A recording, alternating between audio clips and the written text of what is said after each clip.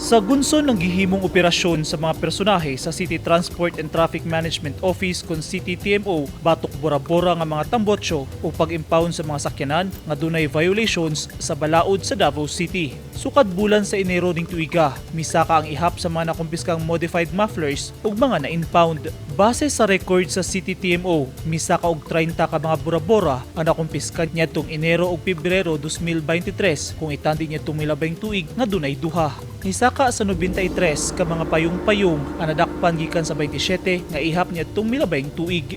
Nagpabiling upat ka mga tricycad niadtong milabing tuig sa susamang mga bulan.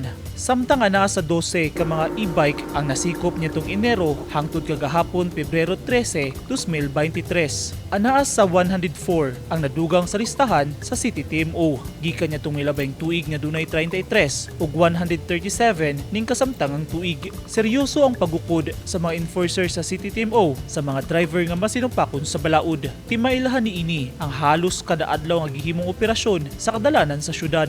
Kanunay ang pahimangno sa mga otoridad sa publiko nga tumanon gyud ang balaod aron malikayan ang mga violation.